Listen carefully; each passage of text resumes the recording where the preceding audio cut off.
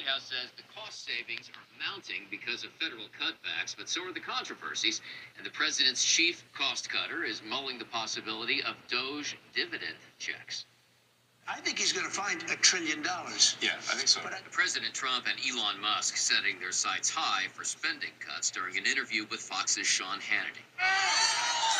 And while federal employee layoffs have sparked protests, Musk says the goal is essential. If the deficit is not brought under control, America will go bankrupt. This is a very important thing for people to understand. And Musk's Department of Government Efficiency, or Doge, has a running count of the savings, now pegged at $55 billion.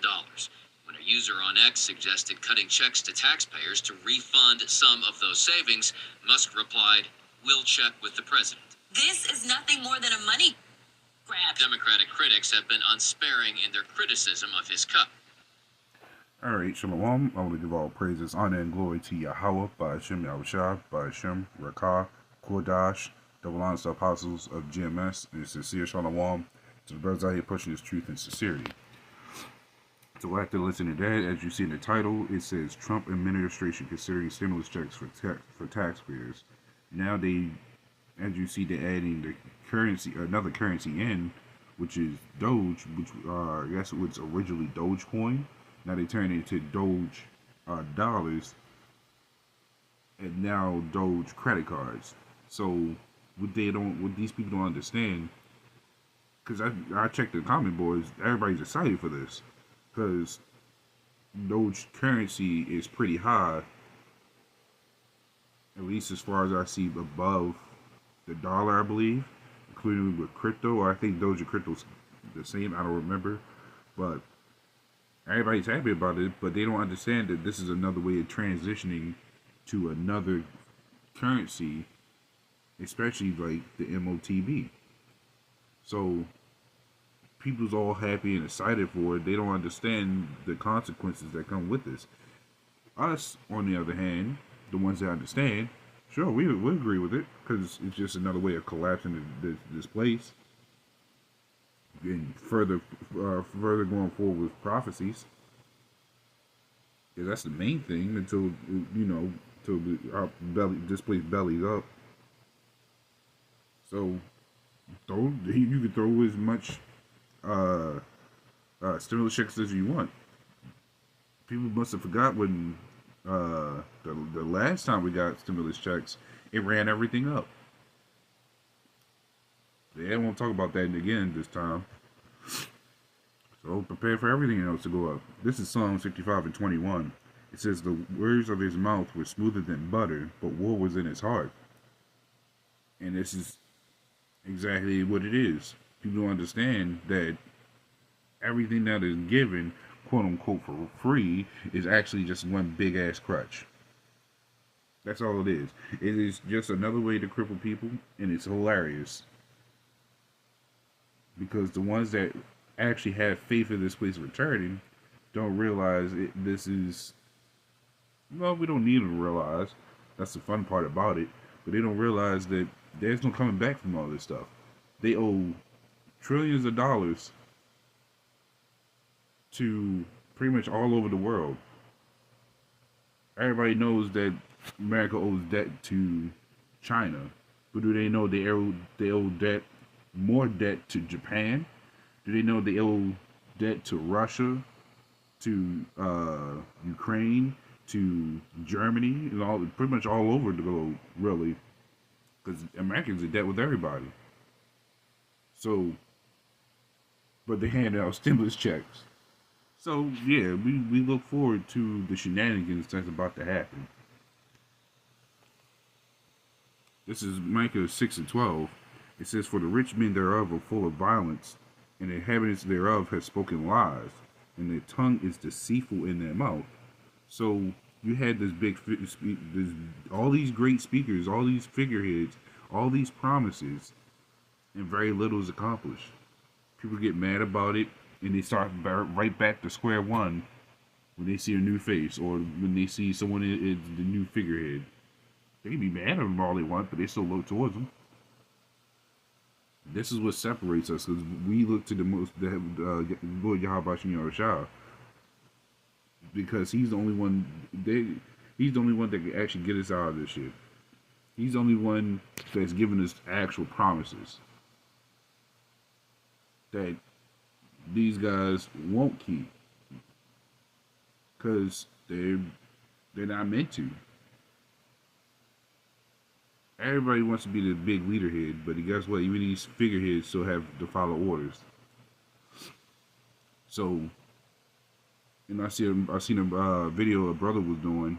I actually shared it. Basically, how they was complaining about eggs going up. Now, it was $20 from what they were showing. Everybody getting, I'm sorry, the first part was everybody grabbing eggs left and right. They was hoarding it. Now, for some reason, that's the first thing they always want to go to when something happens. Eggs, bread, and milk is always the first thing going. Now, fast forward, eggs is $20. Now, this is in different areas, mind you.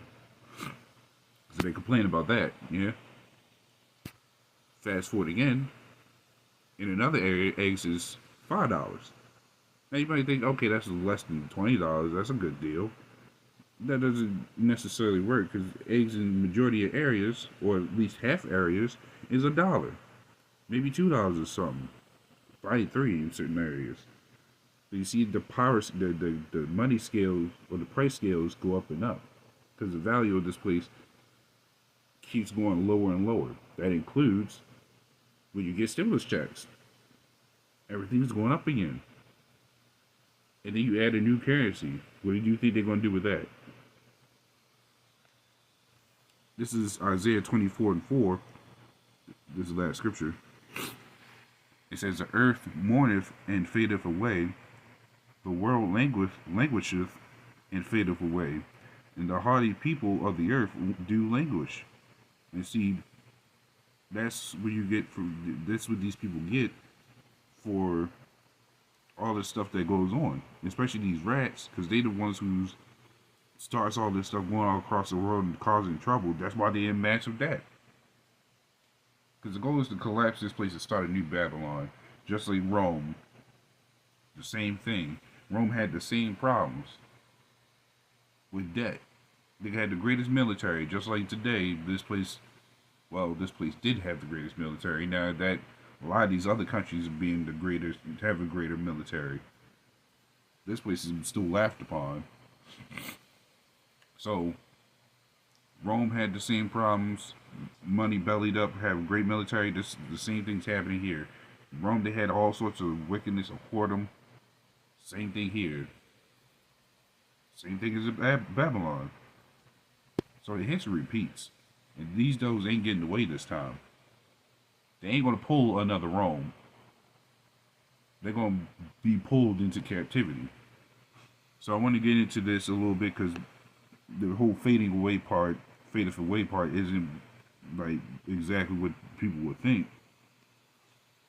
So we're into this a little bit. There we go. So going into this a little bit more into the commentary bit, it says it mourns because of its inhabitants being destroyed. And that's exactly what you're seeing, and it fades away. So you're getting a lot of destruction from all this that's going on. I ain't just talking about blowing stuff up. I mean, you got a lot of break-ins, a lot of homeless, a lot of drug addicts that attacks, or just being a drug addict in general.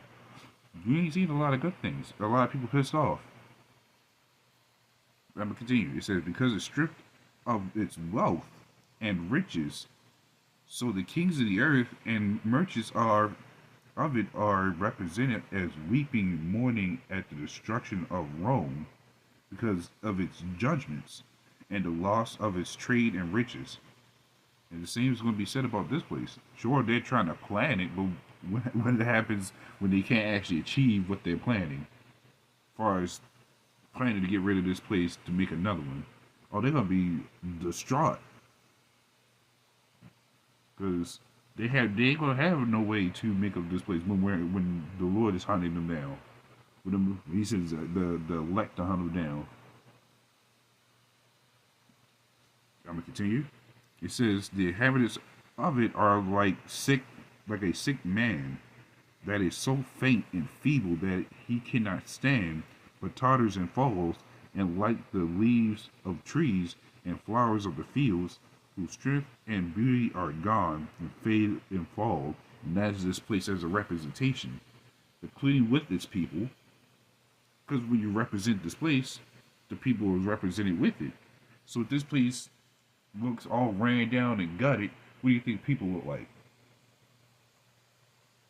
See, a place is only as good as its people that's there.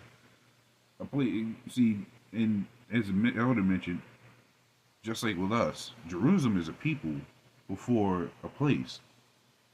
So what does that say about this place? This place is ran down, shotted, and you got all sorts of cave-ins, all sorts of things going on here, and the people just are literally like sick, like a sick man, sick in the mind, sick in physically too, because all the diseases that go on and so on and so forth. So you could have a whole list of imagination when it comes to this scripture. So all this is going on. There's going to be piled back up on Esau's head. Actually, we got a little bit more. And the haughty people of the earth do languish. It says the kings and merchants of the earth before mentioned, who grow sick and faint through fear of what is coming upon them.